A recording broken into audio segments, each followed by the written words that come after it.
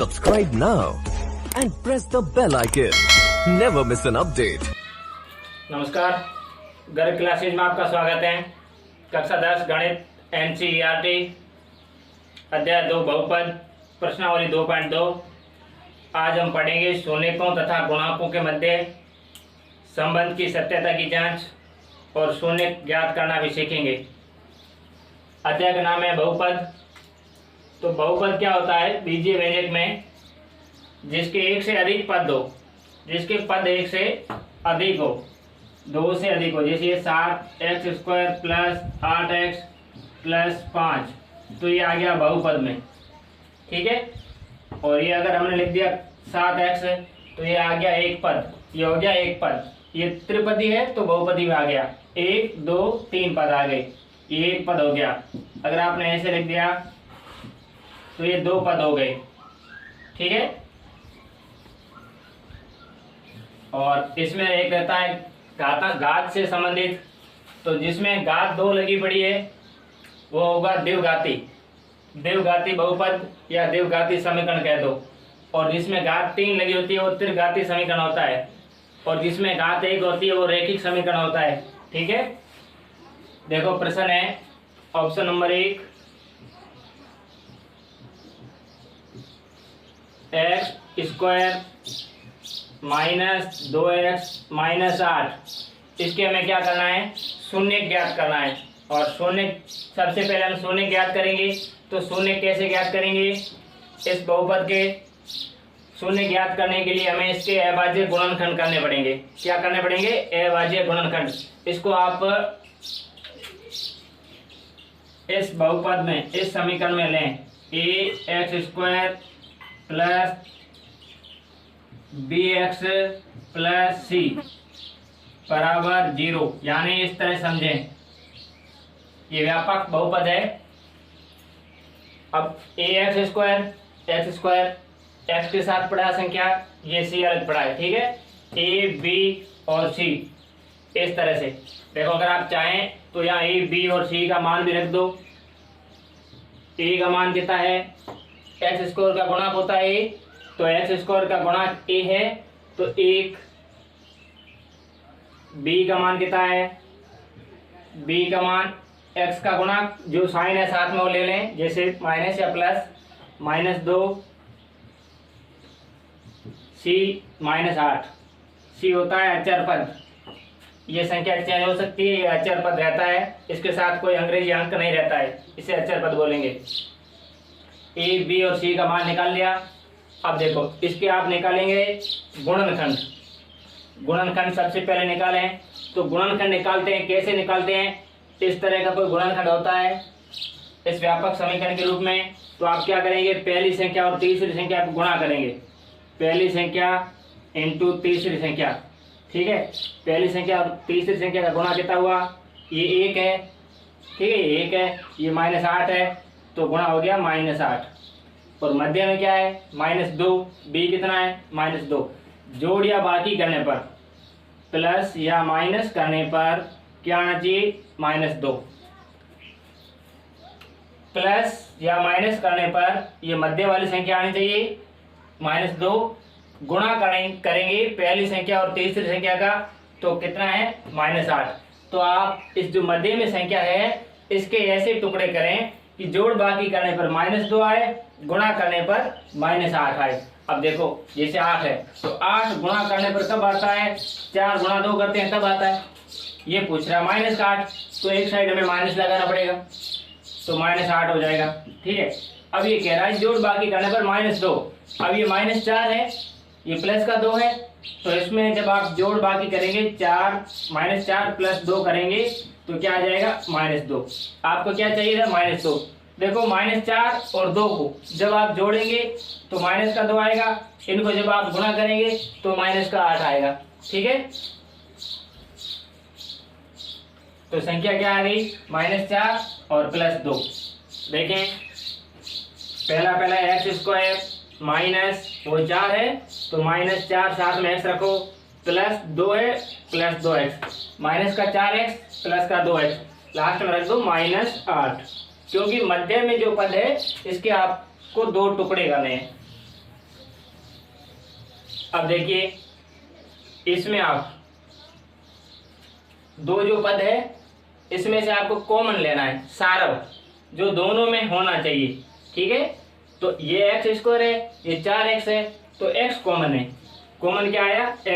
x को बाहर ले लें, अंदर यहाँ से एक्स स्क्वायर में x गया, x बचा, ये माइनस है, x तो आपने बाहर ले लिया, अंदर बचा 4, ये बंद कर दो। अब देखो x माइनस 4, तो आगे जो कोष्टक आएगा उसमें x माइनस 4 ही आएगा। कॉमन ध्यान से लें, अंदर माइनस पड़ा है तो बाहर प्लस ही ले लो।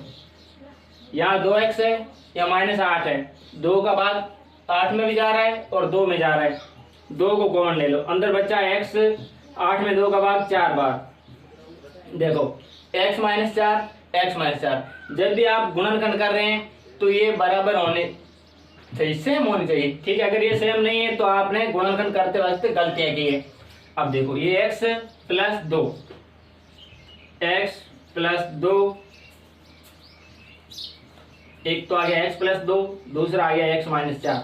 दूसरा जो आपके दो कॉमन आए हैं, कॉमन गुणनखंड, इनमें से एक लेना है। ठीक है, x प्लस 2, x माइनस 4। अब ये तो आगे इसके दो गुणनखंड, क्या आ गए? दो गुणनखंड। अब इनके बराबर हमें 0 रखना है, इसके बराबर क्या रखना है? 0 रखना है। देखो x प्लस 2 बराबर 0 रखने पर, ठीक है, x प्लस 2 है, इसके बराबर क्या रखा? 0 रखा। शून्य ज्ञात करना है तो हमें इसके बराबर 0 रखना है। तो x प्लस 2 बराबर 0। अब 2 का कर दो पक्षांतरण, 2 का पक्षांतरण करो, क्योंकि आपको x का ही मान चाहिए, x ही रख दो यहाँ पर, x रह गया, 2 आ गया पक्षांतरण में, कितना आ गया? माइनस का 2। किसका आ गया? माइनस का 2। तो x का मान कितना आया? -2। ठीक है, इधर देखो x माइनस 4 बराबर 0 रखने पर -4 का कर दो पक्षांतरण, प्लस का 4, ठीक है, +4। तो x का मान कितना आ गया यहाँ पर? 4। तो शून्य कितने आए? 2 शून्य कब आते हैं? जब घात द्विघाती समीकरण हो। ठीक है, घात इसकी 2 है तो इसके 2 ही शून्य आएंगे। ठीक है, पहला शून्य और दूसरा शून्य, इसको आप अल्फा और बीटा में बता सकते हैं, लिख सकते हैं। ठीक है, या शून्य लिख दो या अल्फा और बीटा में भी लिख सकते हो। ठीक है, मैं लिख देता हूँ अल्फा है -2 और बीटा है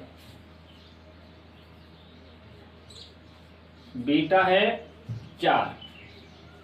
ठीक है, ये आ गया।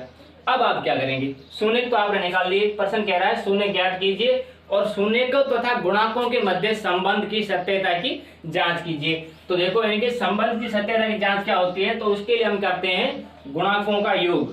क्या करते हैं? ध्यान दीजिए, गुणांकों का योग, गुणांकों का योग बराबर, इसके बराबर क्या आना चाहिए? इसके बराबर आना चाहिए -b/a, -b/a। अब -b को आप बोल सकते हैं, जैसे b है x का गुणांक, ये b x का गुणांक, ठीक है, और a क्या है? x स्क्वायर का गुणांक। अगर ऐसा लिखना चाहें तो ऐसा लिख दो। मैंने आपको a और b c निकालना सिखाया यहाँ से, इसलिए सूत्र लगा रहा हूँ। सेम चीज है, -b क्या है? x का गुणांक, a क्या है? x स्क्वायर का गुणांक। अब देखें ये इसके बराबर आना चाहिए, तो गुणांकों का योग, तो गुणांक कौन से हैं? अल्फा क्या है? -2, योग करना है तो प्लस लगा दो। दूसरा क्या है? गुणांक 4।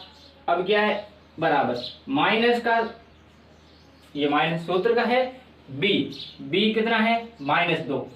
अब आप जब -2 करेंगे तो माइनस और माइनस क्या हो जाएगा? प्लस, यानी प्लस का 2 बचेगा। ठीक है, a कितना है? a 1 है। अब देखो ये 4 प्लस का 2 माइनस का, तो 4 प्लस का 2 माइनस का, 4 में 2 गए, 2 बच गए, बराबर ये माइनस और माइनस गुणा होगा, प्लस हो गया, +2, 2/1, 2/1 का अर्थ क्या होता है? 2। अब देखो ये बराबर आ गया। ठीक है, शून्यकों का गुणांकों का योग, शून्यकों का योग लिखना है यहाँ पर, शून्यकों का योग शून्यकों का योग -b/a, यानी ये चीज और ये चीज दोनों बराबर होनी चाहिए, तभी इसके संबंध सत्य है। अगर बराबर नहीं आ रही है तो हमने कहीं प्रश्न में गलती की है। अब देखो एक तो आ गया, अब शून्यकों का गुणा करना है, तो सूत्र क्या है? दूसरा सूत्र है शून्यकों का गुणनफल। शून्यकों का गुणनफल, इसके लिए सूत्र है c/a। c/a। अब c क्या है? शून्यकों का गुणनफल करना है। पहला शून्य क्या है? -2, गुणा कर दो। दूसरा शून्य क्या है? +4 बराबर c कितना है? -8। a कितना है? 1। अब 4 गुणा -2 करेंगे तो -8 आएगा, बराबर 1 का भाग -8 में -8 आएगा। अब ये बराबर आ गया, ये भी बराबर आया, ये भी बराबर आया। ठीक है, इसका मतलब है हम लिखेंगे गुणाकों, शून्यकों तथा गुणाकों के बीच संबंध सत्य है। गुणाकों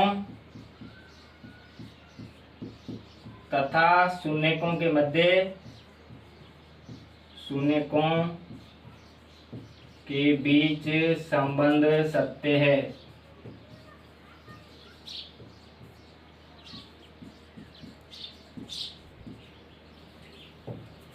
ठीक है, उम्मीद करता हूँ आप प्रश्न को समझे होंगे और आगे के उदाहरणों को देखें और अच्छी तरह से समझ जाएंगे। इस -4s के टुकड़े करने हैं, 2 ऐसे टुकड़े करने हैं, जोड़ बाकी करने पर -4 आए, तो एक -2 दूसरा -2, इनको जब जोड़ करेंगे तो -4 आएगा। गुणा करने पर पहली संख्या और तीसरी संख्या का गुणा आना चाहिए। पहली संख्या और तीसरी संख्या का गुणा क्या है? 4। 4s² -2s + 1। ठीक है, अब देखो इसमें से कॉमन क्या लेंगे? 2s, अंदर क्या बच गया? 2s -1, माइनस कॉमन ले लो, 2s -1 अंदर रहना है तो एक बार ले लो, 2s -1। ठीक है, यहां से 2s -1 बराबर 0 या 1 आ गया, ये गुणनखंड। दूसरा आ गया ये 2s -1, सेम है दोनों गुणनखंड, 2s -1। इनके बराबर क्या रखते हैं? 0। 2s -1 बराबर 0 रखने पर तो 2s बराबर 1 और s बराबर 1/2। ठीक है, तो 2 शून्य का है, दोनों समान आएंगे। ठीक है, इसमें भी 2s -1 बराबर 0 है और s बराबर 1/2, s बराबर 1/2, तो अल्फा आ गया 1/2 और बीटा भी आ गया 1/2। ठीक है, अब देखो योग करना है, शून्यकों का योग बराबर -b/a होना चाहिए। अल्फा और बीटा 1/2 + 1/2 बराबर -b, ये माइनस सूत्र का, b माइनस, ये माइनस और ये माइनस, दोनों क्या हो गया? प्लस, तो 4/a कितना है? 4। ये आधा है, आधा आधा आधा कितना हो गया? 1, और 4 में 4 का भाग 1 बार, ये दोनों बराबर है। ठीक है, अब दूसरा देखो, दूसरा क्या है? गुणा करना है शून्यकों का। शून्यकों का गुणा क्या होता है? c/a। शून्य क्या है? 1/2 गुणा 1/2, c कितना है? 1, a कितना है? 4। अब देखो 1 गुणा 1 कितना हुआ? 1, 2 गुणा 2 कितना हुआ? 4, आगे बराबर क्या है? 1/4, ये भी बराबर आ गया। शून्यकों का गुणनफल इसके बराबर c/a और शून्यकों का योग -b/a। गुणांक, ये गुणांक है, c क्या है? गुणांक है, ये क्या है? गुणांक है, किसका है? x² का। ठीक है, अब ये जब बराबर आता है तो संबंध कैसे होते हैं? सत्य। ठीक है, देखिए ऑप्शन नंबर 3, 6x² -3 -7x, इसको आप समझना है इस द्विघात समीकरण के रूप में। देखो ax² पहले तो x² है, फिर क्या है बी एक्स, एक्स के साथ बी है। अब आप इस अकेले पद को बी नहीं मान सकते क्योंकि इसके साथ एक्स नहीं है, तो इसको आप तीसरे पद में सी की जगह रखेंगे। बी तो यह पड़ा है, वहां लिख दिया, बी को आप यहाँ लाएंगे। देखिए सेट करने पर, जब आप सेट करेंगे तो कैसे लिखेंगे, 6x² माइनस 7x और माइनस 3 चेंज कर देना है। ठीक है, अब आपने चेंज कर दिया है। अब देखो, अब ए कितना है, ए तो है 6, बी कितना है -7 और सी कितना है -3। समझ में आ रहा होगा, ए बी और सी हो गया। अब देखो, अब इसमें पहली संख्या और तीसरी संख्या क्या है, 6 और -3। पहली संख्या और तीसरी संख्या को हम कर देंगे गुणा, कितना आया -18। अब दूसरी संख्या के ऐसे टुकड़े करने हैं, जोड़ बाकी करने पर दूसरी संख्या ही आए और गुणा करने पर -18 आए। ठीक है, अब ये 7 है, इस 7 को हम ऐसे टुकड़े करेंगे कि गुणा करने पर क्या आना चाहिए -18 और जोड़ बाकी करने पर क्या आना चाहिए -7। अब देखो -18 यानी जो 18 है किसके गुणा से आता है, एक तो 6 और 3 के गुणा से, दूसरा आता है 9 और 2 से गुणा से। अब 6 और 3 का गुणा करेंगे तो 7 नहीं बैठेगा, 9 और 2 गुणा करेंगे तो 7 बैठेगा। 9 गुणा 2 18 हुआ, लेकिन हमें क्या चाहिए -18। साथ में ध्यान रखना है ये संख्या माइनस की आनी चाहिए, तो बड़ी संख्या ले लो माइनस। ठीक है, हो गया -2 और 2, 6x² minus 9x minus 2x minus ये लास्ट वाला 3। अब देखो इसमें से कॉमन ले लो, 6 और 9 दोनों में 3 कॉमन आ रहा है, x और x में यहाँ पे x कॉमन ले लो, अंदर बच गया 2x, क्योंकि 3 तो बाहर ले लिया, 3 का भाग 6 में 2 बार 2x, ये माइनस 9 में 3 का भाग 3 बार, 3 अंदर रखो। अब देखो ये 2x -3 है, ये 2x -3, जब आपको ये प्लस का है, ठीक है, ये किसका है प्लस का है। अब इसमें से आप माइनस कॉमन लेंगे, क्यों लेंगे माइनस कॉमन, नहीं प्लस ही कॉमन लेना है क्योंकि अंदर माइनस रहे, तो प्लस 1 कॉमन ले लो, 2x -3। अब 2 गुणनखंड आ गए, कौन से, एक आ गया ये 3x, आगे +1, दूसरा आ गया 2x -3। इनके बराबर क्या समझाओ, इनके बराबर आप 0 समझें, ये सभी के बराबर 0 ही है, दोनों के बराबर 0 समझो। 3x + 1 बराबर 0, 3x बराबर 1 को पक्ष अंदर करो, -1, यहाँ x रख दो, -1/3, इसको ऐसे रखो, 2x -3 बराबर 0 रखने पर पहले रख दो 2x, इस -3 को पक्ष अंदर कर दो, प्लस का 3, अब x को रख दो यहाँ पर, 2 गुणा में पक्ष अंदर करो, 3/2। ठीक है, अल्फा आ गया -1/3 -1/3 और बीटा आ गया 3/2। ठीक है, अब देखो, अब हम क्या करेंगे, अल्फा और बीटा की जोड़ करेंगे, बराबर -b/a आना चाहिए। अल्फा कितना है -1/3 प्लस बीटा कितना है 3/2 बराबर -b क्या है, माइनस तो माइनस लगा दो, b क्या है वो भी माइनस है तो प्लस कर दो, a कितना है 6।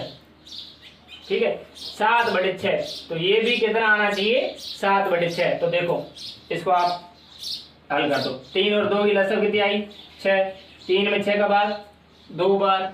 ठीक है, 2 को 1 से गुणा, -2, 2 का भाग 6 में 3 बार, 3 को 3 से गुणा 9, ये 9 में 2 गए 7 बच गया, 7/6, दोनों बराबर है, दोनों क्या है बराबर है, ये भी 7/6, ये भी 7/6। तो आप ठीक है, अब इसको देखो आगे गुणा देखो, अल्फा इंटू बीटा बराबर c/a, अल्फा क्या है -1/3 गुणा बीटा क्या है 3/2। 2 बराबर सी कितना है, सी देखो -3, ए कितना है +6, इसको गुणा कर दो, 3 गुणा -1 -3, 3 गुणा 2 6, आगे क्या है -3/6। अब देखो ये चीज भी बराबर आ गई, ये 7/6 और ये भी 7/6 बराबर आ गया, तो इनके मध्य संबंध कैसे है, संबंध सत्य है। ठीक है, इतना ध्यान रखें। Option number 4, 4u² -8u। अब देखो इसमें आप क्या करेंगे, इसके अनुसार तुलना करें आप, ax², au² 6 में, तो a का मान कितना आया 4, b कौन सा होता है, x का गुणक, यानी u का गुणक b हो गया, b तो आ गया -8, c आपके पास यहाँ है नहीं। ठीक है, जब आपके पास c नहीं है तो आप c क्या मानेंगे, 0, c मानेंगे 0। ठीक है, अब आप इसमें 3 तो है नहीं, 1 2 3 पद है नहीं, तो आपको सार यानी कि इसके गुणनखंड करने की जरूरत है नहीं। कौन से गुणनखंड, जो कि 1 गुणा 3 करके आप गुणनखंड करते हैं वो वाले, आप इसमें सारव लेके गुणनखंड करें। इसमें क्या लेंगे, सारव। तो 4 और 8 में u और u, 4 और 8, तो 4u आ गया कॉमन, अंदर बच गया u -2, u -2, 4u और u -2, बिल्कुल सरल। अब इसके बराबर क्या मानेंगे, 0 मानेंगे, इसके बराबर आप 0 मान लो, 4u बराबर 0, और दूसरा है u -2 बराबर 0। अब u यहाँ रखेंगे तो ये 0 है, 4 इधर गया भाग में, फिर भाग दोगे तो भी 0 आएगा। देखो ये 0 है, 4 का आप भाग देंगे, u बराबर कितना 0, u बराबर -2 को वहाँ भेज दो, +2, ये आ गया शून्य, अल्फा और बीटा। ठीक है, अल्फा क्या है 0, बीटा क्या है 2, अल्फा 0, बीटा आ गया +2। अब संबंध की सत्यता की जांच करेंगे गुणक और शून्य के बीच में। तो संबंध क्या होता है, दोनों की जोड़ कर दो, बराबर -b/a, शून्य को योग करना है, तो 0 और 2, 0 और 2 का जोड़ कितना होता है 2, ये माइनस तो माइनस, b कितना है, b 8 है, a कितना है, a 4 है।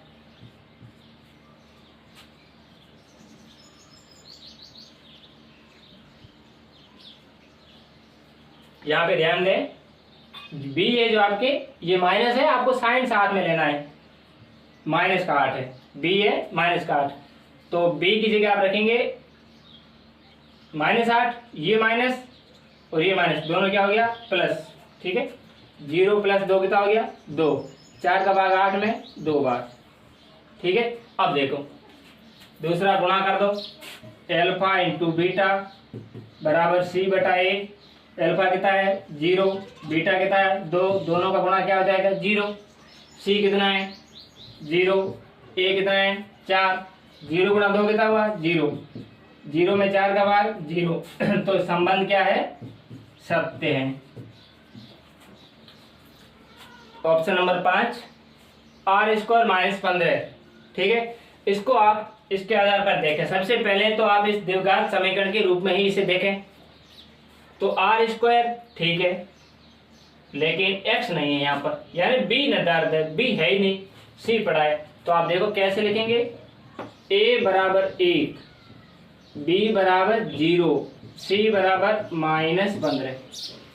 ठीक है, ये हो गया। अब देखो r² -15 बराबर 0, इसके आप गुणनखंड कैसे करोगे, इसके आप गुणनखंड करेंगे, एक सरल समीकरण आती है, वो सरल समीकरण कहती है कि a² - b²। अगर इस तरह से कोई सरल समीकरण है तो वो सरल समीकरण खुलती है a + b और a - b से।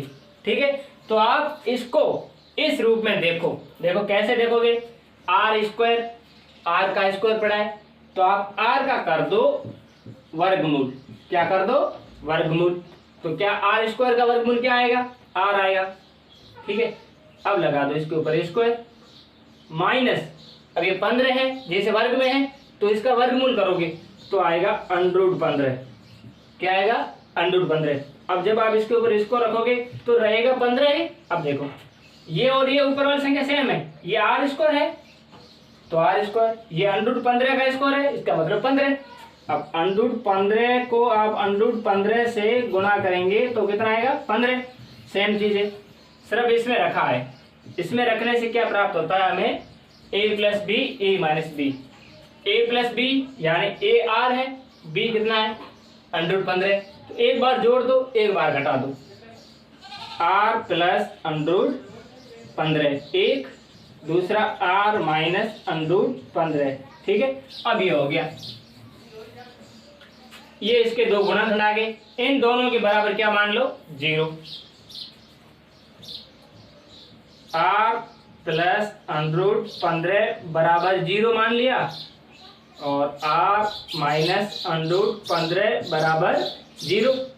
तो ये आर है, प्लस का अंडरूट 15 है, पक्षांतर भेजेंगे माइनस का आएगा। ठीक है, आर बराबर माइनस अंडरूट 15। तो एक तो आ गया अल्फा आ गया माइनस अंडरूट 15।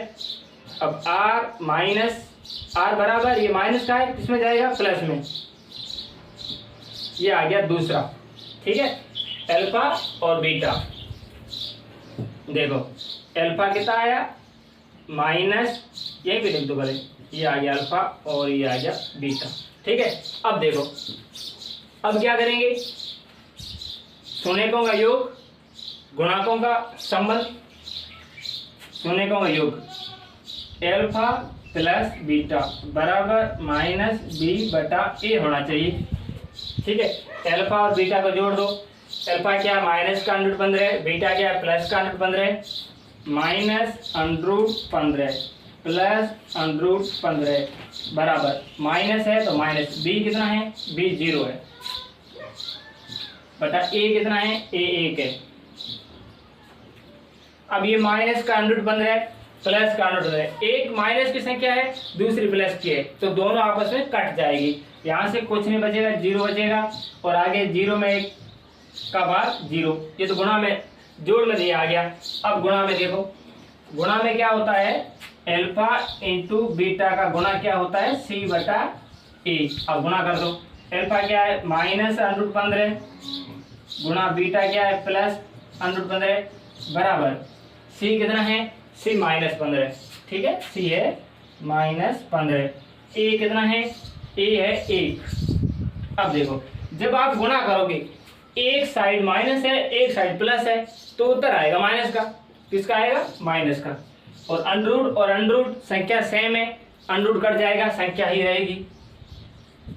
ठीक है, बराबर ये -15 में 1 का भाग -15। अब देखो ये भी बराबर और ये भी बराबर, जब ये बराबर है तो संबंध कैसे है, संबंध सत्य है। इसमें आपको सिर्फ इस चीज का ध्यान रखना है कि इसमें कौन सी सरल समीकरण लगकर सेट हुआ है। छठा और अंतिम ऑप्शन प्रश्न संख्या 1 का देखो 3x² - x - 4, इसके क्या ज्ञात करने शून्य, और शून्य ज्ञात करने के लिए हम क्या करते हैं गुणनखंड। ठीक है, तो इसके बराबर क्या मान लो आप 0 मान लो। ठीक है, अब पहली संख्या 3, तीसरी संख्या -4, तो 3 और -4 गुणा करते हैं कितना होता है -12, कितना होता है -12। अब आप जो मध्य में बीच में संख्या है, बीच में क्या है -x यानी कि -1 है, कितना है -1। तो आप ऐसे इसके ऐसे टुकड़े करो ताकि जोड़ बाकी करने पर -1 आए, गुणा करने पर -12 आए। गुणा करने पर क्या आना चाहिए -12 आना चाहिए। तो अब क्या करेंगे, देखो 12 कब आता है गुणा करने पर, 4 गुणा 3 करने पर 12 आता है। जब आपको 1 लाना है तो एक साइड माइनस कर दो, 4 में 3 गए, 4 बड़ी संख्या है, 3 घटा दो, माइनस का 1 बचेगा, ये भी माइनस का है, और गुणा करोगे तो माइनस करेगा, -4 -3, 3x² - x - 4 बराबर 0, 3x² - 4x प्लस 3x - 4, ये -4। अब इसके दोनों में से कोई गुणनखंड ले लो सारव, और इन दोनों में कोई सारव ले लो। 3 और 4 में सारव तो होता नहीं है, x से सारव आएगा। 3x माइनस एक्स तो बाहर ले लिया 4, 3x माइनस 4 है तो यहाँ भी 3x माइनस 4 आएगा, इसलिए बाहर कॉमन प्लस 1 ले लो। इनमें से कोई कॉमन है नहीं, जब कोई कॉमन नहीं होता है तो आप एक कॉमन लेंगे, अंदर बच गया 3x minus 4, 3x minus 4, 3x minus 4 बराबर आ गया। अब ये देखो x, ये x और ये प्लस 1, एक तो गुणनखंड आ गया x प्लस 1, दूसरा आ गया इन दोनों में कोई एक ले लो 3x माइनस 4, ठीक है। अब देखो इन दोनों के बराबर क्या रखेंगे 0, 0 रखने के बाद में निकलेंगे क्या शून्य, ये तो अभी गुणनखंड है, x इनके बराबर 0 रखें, x प्लस 1 बराबर 0 रखोगे तो x बराबर कितना आएगा -1, इसके बराबर रख दो 3x माइनस 4 बराबर 0, यहाँ पर 3x रख दो, -4 को पाकिस्तान कर दो, प्लस का 4, 3x को अब भेज दो, x बराबर 4/3, 2 आ गए शून्य, ठीक है। अल्फा और बीटा, अल्फा कितना आया है -1, बीटा कितना आया है 4/3। इसमें आपको एक चीज करनी है, ए, बी और सी के मान निकालने। ए कितना है 3, बी कितना है -1, बी है -1, सी कितना है -4, ठीक है। अब देखो आपका सूत्र क्या कहता है, अल्फा और बीटा को कर दो जोड़, ठीक है, फिर -b/, ये आना चाहिए, ये आना चाहिए अपने आप, ये इसका इसके बराबर आना चाहिए, ठीक है। अल्फा क्या है -1 प्लस बीटा क्या है 4/3 बराबर माइनस बी कितना है, बी -1, ये माइनस और ये माइनस क्या हो गया +1, ए कितना है 3।